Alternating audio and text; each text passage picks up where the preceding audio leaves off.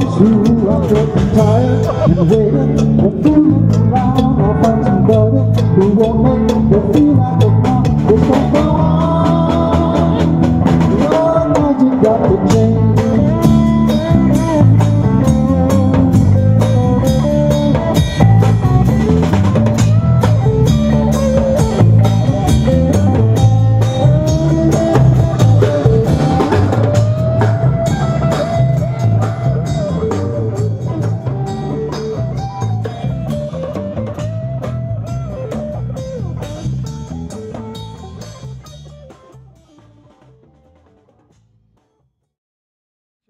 Good morning, this is Woods Houghton with the Eddy County Extension Office, and we're down here at the courthouse lawn on Saturday, and it is Farmers Market Day. And we always, farmers markets are a great opportunity for you to visit people, meet and talk to growers, get some tips on how to grow your own garden, and to also sell your extra produce that you may have left over from your garden.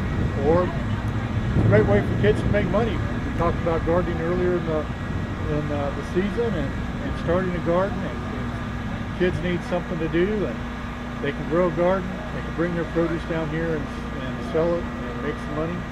And right now we're going to visit with Gail a little bit. Gail's one of our master gardeners. She's been a master gardener for 4 years? 5 years? 5 or 6 years now, and she's gone through our course, and she's also known as the Lavender Lady. So, hi, I'm Gail Wickstrom. I grow lavender and other herbs, which I sell at the farmers market. and you also grow vegetables that you sell here? I do. I mostly take the vegetables out of my home garden and just sell the surplus things here. But I answer lots of questions for people of how to grow lavender and what should I put in my flower beds in the front yard. Right. So I constantly refer people to Woods and also to New Mexico State University. And lavender is a great ornamental as well as Right. Grows well here, and I only water it about once a week. I have it on a drip, and I can, even when it's 105 outside, that drip is programmed right. Right, and it's going to be 107 today, so Oh goodness. it's been warm for a lot of days for a long time. So you got to make sure you are getting your watering done. And lavender's not a lot different from alfalfa. It's a real similar plant to alfalfa. I've never grown alfalfa, but I thought alfalfa took a lot of water. Alfalfa takes more water than lavender. I've thought of lavender as a alternative crop for alfalfa if you could just build a market for it a little bit. Well, the market is really out for lavender oils, and out in the Boot Hills, I went to the New Mexico State workshop on lavender up by Santa Fe, and there were some people from the Boot Hill, and they're growing it commercially for the oil. And they have a big still, and lavender oil selling about $40 an ounce now. And that's a real possibility. Yeah, it would be if you had some big alfalfa farmers. Show some of the products you make from lavender. Okay. It's a very diverse plant, has a lot of different uses. So. Right. Well, my most popular thing is this dryer bag, and it's full of lavender, and it's hand painted. And you throw it in your dryer, and it makes your clothes smell good, smell like lavender. And lavender helps people relax at night and sleep. So this is a good deal. My second most popular thing is probably the headache helper. And lavender for centuries was used as a medicinal plant. And this headache helper has peppermint and lavender in it. And it helps reduce stress headaches. You roll it on your forehead and roll it down here. I went to not only Master Gardener School with you, Woods, but I went to Lotion and Potion School in New York and San Francisco and Tucson, and then I went to perfume school in France. So I make a little perfume, and this is a tester, and it's a real nice little roll-on perfume. And I make powders and soaps and body butters and lotions, and then of course things like potpourri. And those are the products. I also do a bunch of lavender food products. It's very popular to mix lavender with black and green tea, and that's what this is. And then I give away lavender sugar cookies, and those are cookies made with lavender in a commercial kitchen to my recipe. But I give away the recipe in a cookie. So I have a lot of vinegars and other lavender food products. Well, it's good to visit with you, Gail, and thank you. And we have another vendor. She's here from Houston. She's all sold out already, and here it is only 10:15 in the morning, so she's sold out really quick. And some of the produce that she has sold are, what are some of the things you sell? I sell the Black Beauty eggplants this morning, the heirloom tomatoes, Pink Lady. I've had the Armenian cucumber, the, what did I have this morning? Oh, yellow squash. Everybody likes the yellow squash. And cherry tomatoes. Right. And she is also knitting. I don't know if that's for sale or for personal recreation. This is for personal, but I meet we have a group, the Fiber Arts Guild, that meets once a week. I mean, every other week at the county extension office. And they taught me how to knit. And so that's one of our many things that we do. And she is going to be a future master gardener. We got her ready to take the classes this fall. Looking forward to it. So we'll be using her. So let's move on down. Hello. Hello. And I'll let you tell what you do. Oh, I am Katie Jimenez, and my husband and I take photography around the state, local area. We make cards, or we just do matted. I also do Zentangle art. I wrote a devotional book. I sing and I grow herbs. So we do a little bit of everything. And you're already out of herbs. No, Well, no, I still basil and rosemary. I still have them. And We have some very good rosemary. I actually have a wonderful recipe for rosemary cookies. What I need to do is print it and bring it. Right. And so it's fresh, organic. People need to know they can come and get this. No pesticides. You don't know what you're going to get in the grocery store. So, so we're and basil is really great. anything tomato, of course. You can use basil. Yeah, it's a very good herb to chop up and add. So, thank you. All right. All right. And this is Mr. Monk. And is that right? Yes, sir. Right. And he's a local grower. Also, the person I call for poultry questions. He's a very good person with poultry. He understands a lot of things. And we don't have a poultry specialist on campus anymore. So. Oh yeah, Ron retired. Yeah, well, before him, we had two poultry specialists. Oh. Ron was just kind of a poultry specialist. He's an animal science person. But you got some zucchini and Garlic, garlic, heirloom zucchinis, eggplants. eggplant. Trisha's not selling any soap? She is, but she's up at the rodeo. Okay. In the barbecue, Right. and then we do the duck eggs and the chicken eggs. So you can get fresh eggs that are hormone free, that aren't been messed around with and bleached and all that stuff. Yeah. And also Trisha, his wife, makes handmade soap. And it's good soap. I don't know how to explain it, but it's different, and it has some good fragrances to it. Now there's a crooked neck squash. So squash is one of the easier plants to grow in New Mexico. It's one of the plants that Native Americans survived on. And in fact, I have in my grandfather's diary, there's always a note somewhere around January or February, and all there is to eat is dried squash. So you can take squash, you can dehydrate it, dry it, and it'll keep for a long time. What's some of the other uses of squash? We grill it, saute it, stuff it, veggie lasagna. How many days from planting to harvest do you get? Oh, I want to say it's around 55 or so. Usually 45 to 65, depending on the weather. And that's I'm not testing it, but I think these heirloom varieties aren't quite as quick as the hybrids. right. And they don't grow, but they got a different flavor to Yeah, them. some of these are a little more nutty in flavor. Yeah. Without the Romanesca, the other one is my favorite. It tends to have more of a nutty flavor than the other squash. Right. And garlic, of course, grows anywhere where you can grow onions. It's an onion family. It's when you use a garlic press. And if you haven't had fresh garlic, here's the garlic that comes out of a bottle. That's just doesn't take as much to give you a good flavor, and really makes good bread. Really makes good bread. So, you know, it's a good place and place to go. And we'll go on down here to Margaret. Hello, Margaret.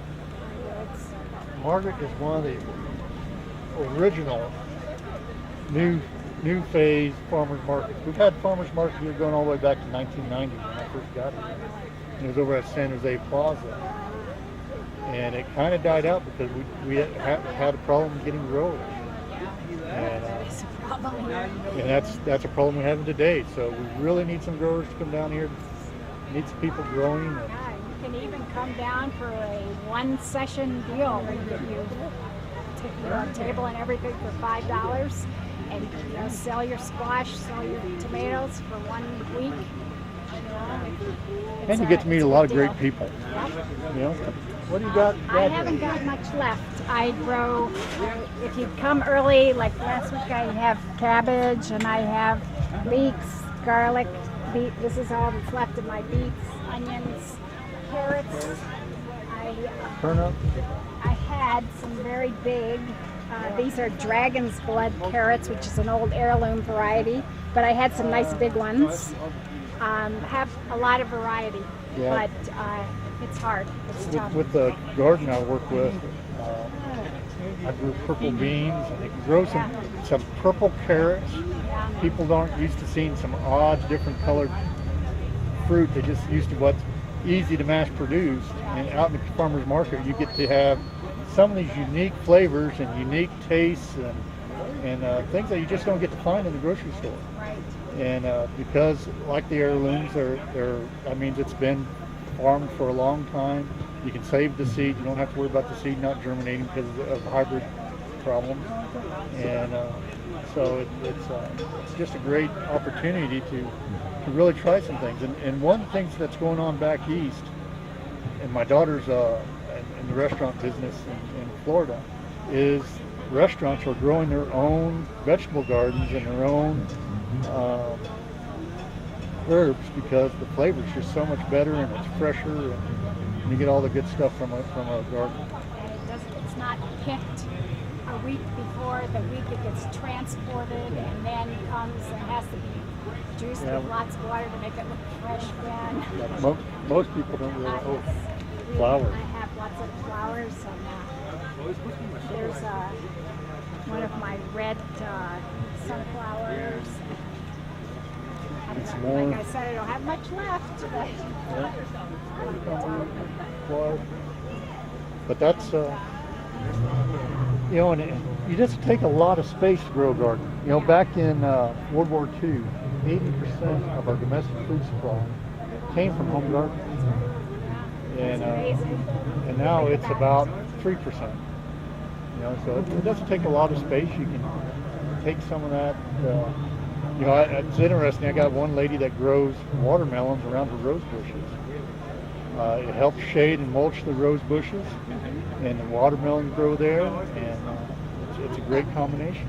You know, some of the landscape things you just don't think about. I know, and we are having an educational opportunity. I'm going to try to con Woods to come in a couple times that the farmers market is putting on, and our next one is July 19th. It's up at the college, and we're talking about composting and mulching.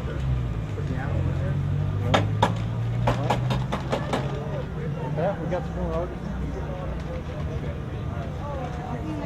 Metal artisans that make everything, but he also sells some of its vegetables. So, unique artwork. Yeah, it's I've been showing people what I do is you take the flat piece, put it inside of my heavy Debbie table and just heat it and shape it. And you shape it into what you want. And then you just press it back down and form it. Do you cut it with the plasma cutter? Yeah, plasma cutter, plasma cam machine, and then whatever, like I said, then I beat it into shape. Cool. I'm a blacksmith.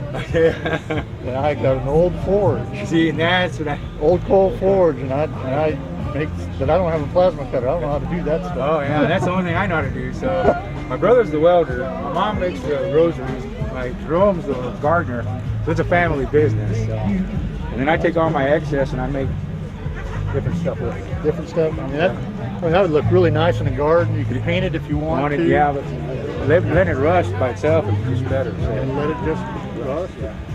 I mean, there are all kinds of. Yeah. In art, you know, iron art like this just really adds to a garden. Yeah. It just really. And that's what this does too. Somebody put one in their garden, and then the morning glories took it over and grew inside it. grew inside of it. And just makes it makes a unique shape. It's a unique shape, yeah. So you know, there's a lot of neat things you can do. Yeah. And that's our biggest seller though. That's always the fajita cookies. Fajita cookers, yeah. Everybody wants one of those. And of course, when we cut out the cowboy, my brother goes, "We don't do that kind of work in our shop." And I said, "Come on, that's the number one team here." He's a 49ers fan. So. Oh, that's okay. There's a few Steelers around. Yeah, too. well, yeah. Jason's a big Steelers fan. All right, guys. All right. Put an old farm disc. How are you doing? How you doing? Good. And we also have people that grow pinto beans and chili powder. Hi, how are you doing? You enjoying the farmers market? No, but are you enjoying coming in business? Walking around, getting to see things? You know, getting to meet some good people? Something to do on Saturday? Okay. As of July 1st of this year, if you put New Mexico chili on your package, you do have to register it with New Mexico Department of Agriculture. It doesn't cost anything, and but it's a way of trying to preserve that you're getting really New Mexico chili and not getting Chinese chili. And New Mexico chili is always so much better. You know, so that law takes into effect July 1st, which is today. No, tomorrow. So make sure after this day that it's registered to Mexican chili, and it will have a registration mark on the side.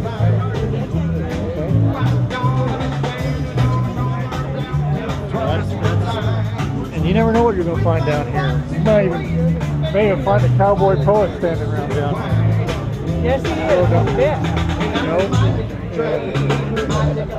You don't know Don, he's a cowboy poet. He just gives talks and does really neat things. Handmade jewelry, you know. Fresh eggs, educational opportunities, all kinds of things. They just get to enjoy and meet people and whatnot. And of course, hello, how are you doing? I'm Woods out with Eddie County. You remember me? Hi, honey. How are you? Yeah. You saw a pecan. Yeah, you want to buy them? Our favorite nut. Here's pecan. Selling pecan. Nut scraper, sell them and all that good stuff. Good to have. Yeah. Well, look at them. They're all good. And all full, all good quality stuff. And I tell you what, the squash is just overloaded with squash. Yeah, you already sold out of this squash? Yeah. But all these other people get mad because they say, you're too good of a salesman. And I said, well, get up and do something, you know. Them people's just going to walk by. You've got to acknowledge that they're looking. And that they're looking, you know, be friendly. So, if you want to come to the farmer's market, get here early. All the good produce goes quick. I had 8 ladies standing in line and I only had 4 pounds of potatoes. And the first little gal, she says, well, I want 2 of them. And I already had them bagged up in pound bags. Boy, she grabbed those things and she says, now I want 2 pounds of black-eyed peas. And I saw that every one of those women that were standing there cleaned me out of those black-eyed peas. Well, you'll have some for next week, right? Still got some coming on. So, all right. Well, have a good day. Oh, same to you. See you next week. I like your cowboy hat. Oh, okay. Hello, how are you doing? everything here. We got cucumbers down here. We got, but you won't hardly find Mexican grade zucchini in the grocery stores. You really have to find some good ones. You got cucumbers. Look at the size of these cucumbers. American cucumbers, great pickling cucumbers. You know, butternut, crooked neck squash. I love these in the salad. You know, and of course loofahs. And you can't loofahs hard to find anywhere. And they're great for scrubbing and taking baths with and cleaning things up, and makes you feel better, doesn't it? There you go. Yes. Yeah. So, why don't you introduce yourself? Oh, I'm Susan Breen, and I've been here at the farmers market since the inception. I started off with tomatoes, and now I go for everything. Like, I don't have my butter stick squash yet, or my sweet gourmet. They were back ordered, and I just put them in the ground, so hopefully they'll be okay sometime in August. Yeah, they'll just come off. Yeah. It's about 45, 50 days. Yeah.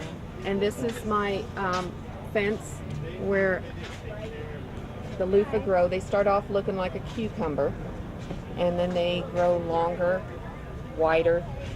And if you get them just right, sometimes fall, sometimes winter, sometimes even the spring it takes, you know, depending upon the weather. And I just peel them off. If I leave them on too long, then I end up having to soak them. And it's complicated in the winter when you have to soak them. Yeah. So That's what I bought already. Yeah, from her. I like to grow things that are different, is what I like. That's what you find in the farmer's market. Things that you won't find in the grocery store, things that other people don't have. And if you're a cook, all kinds of culinary things you can try and do different. You just don't get that opportunity in standard grocery. There you go. You know? Even you know, you have to go in some of the big towns. You have to go to gourmet grocery stores and pay a lot of dollars to get some of the same things you can get here in little old Carlsbad that are grown locally and quality, just really good quality product. And one thing else, when farmers market, these people all eat the same food that they're selling. You know, they all eat their own, so it's not a commercial market. So you know it's been taken care of. You know it's not going to have stuff on it that it shouldn't have. You know, and that's good. And then there's also all kinds of arts and crafts. Where's your vegetables at? Well, I didn't have any this year. You didn't have any vegetables this year? I got a few at home, and that's about it. Okay. He's also one of our farmers market, master gardeners. And so, but I didn't expect this. When did you start doing all this? She's been doing it all along. Okay. Well, you're creative. Thank you. It's fun for a while. You know, when I was in high school, they got into selling pet rock. I grew up in the Jemez Mountains where we have a lot of pumice. I brought those down and I sold swimming pet rock. Those are cement that she's made. In fact, most of that right there is made out of cement. She just got a mold for it. 27.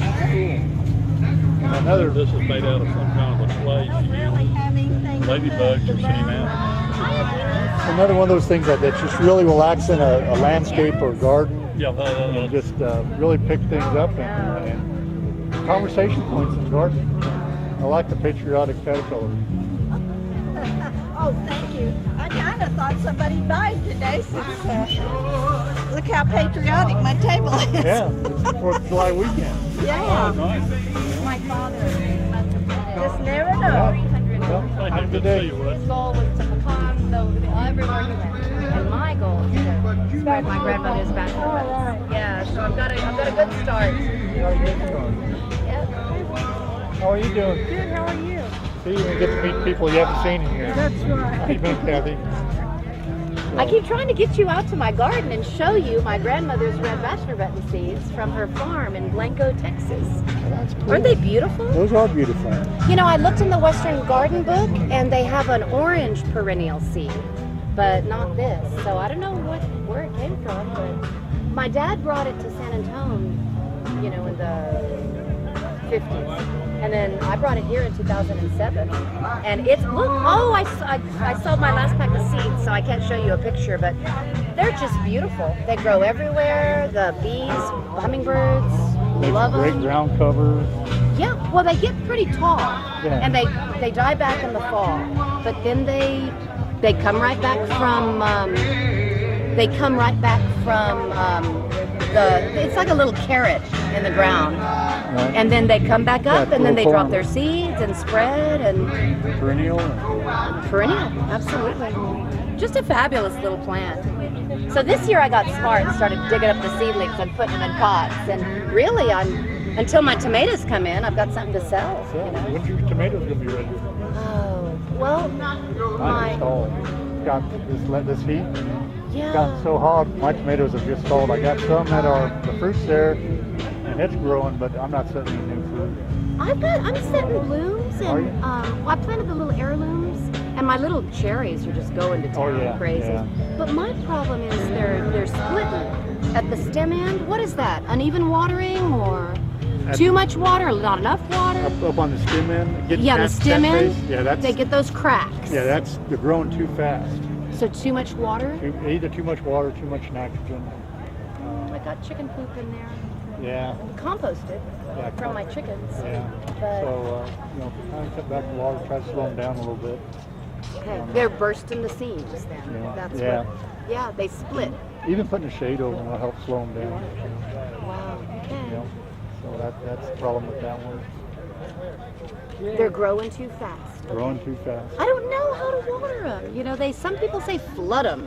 It's And then- hard here because when we get days like today, the water disappears real quick, and then we'll have a nice cool period of time, and you can go 3 or 4 days without water. I know. The easiest way I know, and this what I do, is I use a Phillips head screwdriver. about I this big. found one at Harbor Freight. It's that big. Yeah. Push it in water until it goes all the way down, then don't water again until it only goes about 2 or 3 inches. But my beds are real loose and friable. I mean, it's going to go all the way down anyway. What I'm doing is testing it. If it feels wet, but it doesn't. It'll feel kind of cool and dry. Yeah. So I'm thinking, boy, it must evaporate real quick in those loose beds. Yeah, the loose beds you're gonna have to water a little more often. You know, when most of our soil, like my soil, my house, they'll form a crust on top. Yeah. That crust will like a clay pot. It helps hold Yeah. that moisture in. Yeah. You know, which is why desert plants survive here. Yeah. If you got a loose bed, you're gonna lose a lot of moisture out Well, I of put it. mulch. Oh, I read your column religiously. And remember, I don't know if you remember me, but you spent a morning with me. Yeah. And I asked you every question I could think of, and I showed you my landscape. What is a bug that has like a clown face on the back of his body? It looks like a little shield. It seems like I remember a clown face bug. Is there something called that? No, but that's one of the stink bugs. Okay, yeah, it has a stink bug Yeah. body. Yeah, it's one of the stink bugs. Easy to take care of, diatomaceous earth. I bought that and I spread it, and they were so crazy by the time I put the diatomaceous earth on it. But now I got a better head start. Yeah, I've gotten better control of diatomaceous earth than I have with insecticides. Oh, I don't use insecticides at all. And spittlebug? Do you know about spittlebug? I can't find it anywhere in the books. But I just shoot it off with a jet of water. I don't know what to do other than that. That's about the best thing. Yeah. Obviously soap and water. Yeah. And what does the curly top, I've lost like 8 tomatoes to that. What does that bug look like? Curly top is... I get the virus and I understand your article. I just Yeah. don't know what the bug looks like. beet leafhopper. I'm not very good at describing things. Are they Let me show you. big or? No, it's a small bug. It's small with actually a raspy mouth part. So it rasps the plant and then it sucks the juices out. That's how the virus gets introduced in the plant. So if you just put a shade over it, a light shade like a window screen or a light shade cloth from mid-May till 1st of July, beet leafhopper will only feed in the sunlight. It does not like the shade. So if you put a light shade over your tomato plants from 1st of May to 1st of July, you won't get curly top. I talked to an old farmer that said, no, an old farmer's daughter, and and she said that her Now watch out for mother farmer's daughter. was yeah. Anyway, couldn't resist. I see that. She had a farm in Loving, and she'd spread cheesecloth. Yeah. She spread cheesecloth, and Any kind of light shade, doesn't have to be very dense. I always plant my corn, so when my corn starts getting up, it shades the tomato plants. that's a good So idea. that works pretty good. Okay. You know, I know some people actually plant corn into tomatoes. That's a good idea. I got my Shade 'em. corn all by itself by the back fence. Yeah. So that's another Thank idea. you. Appreciate your help. Hello, how are you doing? How are you? I'm Woods Houghton. Thank you for Dr. Knox. I'm glad to meet you, Doctor. And what do you got? These are mint, fresh mint. This is onion chives. And the other thing is over. This is very tasty. What? The cucumber. Armenian cucumber. That's a good thing. I don't like the regular cucumbers. Even the British cucumbers, the English cucumbers, the skin is bitter. Yeah, they'll get a little bit bitter, but this is sweet You taste. don't even have to take the skin off. Yeah, that's it. That's a sweet taste. He's always getting me putting something in my mouth. You just put a little salt and lemon. Oh, It's out of this world. that is good. And what did you say these were? This is onion chives. Onion? Chives. Chives. And how do you do, what do you do with this? Onion salad. Just cut it and put it on the top. Salad? Okay, just add it to your salad. You don't have to do it. Don't cook it. Okay. I didn't know that. I'm not familiar with that. Chop it and put fresh chives on top of the salad. That's good. You need to come to our Master Gardener class in the fall, and maybe you'll learn all this good stuff, and you'll be able to start teaching some of this stuff. My wife does better than me. She's the one who grows all these things. I'm just sitting here. I'm a pediatrician, so I don't do all these things. Oh, okay. Well, you'd be surprised. I've got some. He knows me for a long time. There you have it. We spent an enjoyable morning just strolling from lavender to license plates, and with cucumbers and zucchini and all kinds of things in between. Met some really nice people, some people I hadn't met before, and made some new friends. It's a great afternoon, great morning. Come down to the farmer's market if you need some help learning what to grow or some gardening things. We're going to be doing a Master Gardener's class this fall. But you can always contact the Eddy County Extension Office, a service of your Eddy County government, and come down and visit us. 887-6595 or 1304 West Stevens. And, you know, these aren't, can't put these on the truck. You got to keep these where they're at. So, have a good day.